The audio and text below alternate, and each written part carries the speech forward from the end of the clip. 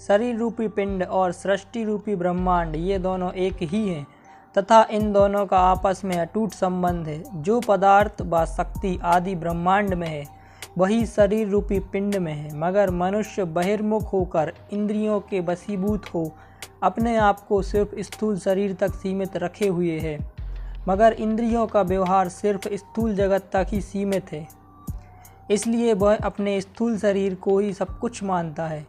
मनुष्य स्थूल जगत में इतना लिप्त हो गया है कि स्थूल जगत से परे के विषय में ना तो उसे ज्ञान है और ना ही ज्ञान प्राप्त करने की कोशिश करता है। मनुष्य जब कभी किसी की मृत्यु होते देखता है अथवा इसके बारे में सुनता है तो सूक्ष्म सत्ता को कुछ समय के लिए वो मानता तो है, मगर फिर वह सब कुछ भुला देता है। वह सूक्ष्म सत्ता के विषय में जानने का प्रयत्न नहीं करता है और ना ही इस संबंध में विचार करता है कि जो मृत्यु के समय सूक्ष्म शरीर निकल जाता है वह आखिर इस स्थूल शरीर में कहाँ स्थित है तथा यह शरीर किन किन सूक्ष्म तत्वों से बना है। स्थूल शरीर को क्रियाशील कौन करता है अथवा ये क्रियाशीलता कहाँ से आती है इत्यादि। मनुष्य का शरीर पंच तत्वों से बना है, पृथ्वी तत्व, जल तत्व, अग्नि तत्व, वायु तत्व तथा आकाश तत्व। ये पांचों तत्व स्थूल व सूक्ष्म रूप से होते हैं तथा अपने अपने विशिष्ट आकार वाले रूप में होते हैं। इन पंचभूतों का अपना अपना गुण है, इन्हीं गुणों के द्वारा इनकी पहचान होती है। सबसे पहले आता है पृथ्वी तत्व। पृथ्वी तत्व का गुण गंध है। पृथ्वी तत्व में सभी तत्व विद्यमान होते हैं, लेकिन पृथ्वी तत्व प्रधान रूप से रहता है, अन्य चारों तत्व गौण रूप में रहते हैं। इसी के अनुसार अन्य चारों तत्व की तन्मात्राएं भी पाई जाती हैं। ये तन्मात्राएं हैं रस जल तत्व की, रूप अग्नि तत्व की, स्पर्श वायु तत्व की और शब्द आकाश तत्व की। पृथ्वी तत्व में भारीपन, रूखापन, स्थिरता, सहनशीलता, कठोरता आदि के गुण हैं। यदि आप सोचें कि पृथ्वी तत्व में अन्य चारों तत्व क्यों हैं, तो इसका कारण इस प्रकार से है।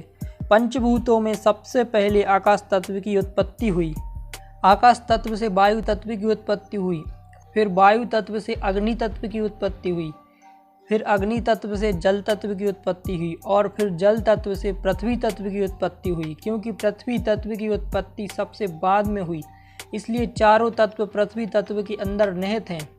दूसरा जल तत्व। जल तत्व का गुण रस है। जल तत्व में अग्नि तत्व, वायु तत्व व आकाश तत्व भी विद्यमान है। जल तत्व में जल तत्व प्रधान रूप से रहता है, इसी कारण इसका गुण रस प्रमुखता से रहता है। लेकिन रस, रूप, स्पर्श और शब्द तन्मात्राएं भी जल तत्व में रहती हैं। जल तत्व में चिकनापन, सूक्ष्मता, मृदुलता, शीतलता, पवित्रता आदि का गुण है। तीसरा अग्नि तत्व। अग्नि तत्व का गुण उष्णता है। अग्नि तत्व में वायु तत्व और आकाश तत्व विद्यमान रहते हैं। अग्नि तत्व में ऊर्ध्व गति, पवित्रता, दाह, शीलता, लघुता आदि के गुण होते हैं। अग्नि तत्व में रूप, स्पर्श व शब्द तन्मात्राएं रहती हैं। चौथा वायु तत्व। वायु तत्व का गुण स्पर्श है। वायु तत्व में आकाश तत्व विद्यमान है। वायु तत्व में गति, कंपन, बल और चंचलता आदि के गुण होते हैं। स्पर्श व शब्द तन्मात्राएं वायु तत्व में रहती हैं। पांचवा आकाश तत्व। आकाश तत्व का गुण शब्द है। व्यापकता, शून्यता, दो वस्तुओं को अलग करना आदि गुण आकाश तत्व के होते हैं। शब्द तन्मात्रा आकाश तत्व में रहती है।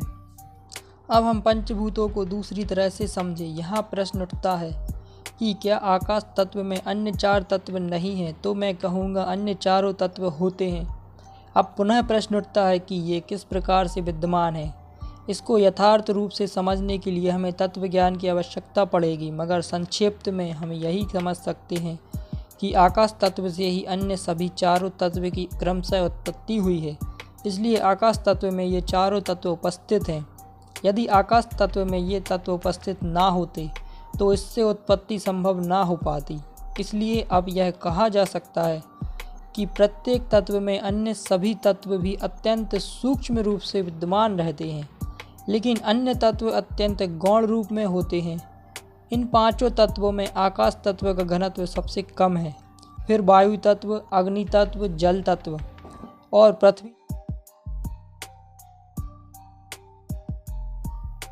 जल और पृथ्वी तत्व का घनत्व तो इतना ज़्यादा होता है कि हमारे स्थूल शरीर में ये तत्व सबसे ज़्यादा विद्यमान है। ऐसा दिखाई देता है कि पृथ्वी तत्व का घनत्व सबसे ज़्यादा है, उसका रूप कठोरता में बदल जाता है।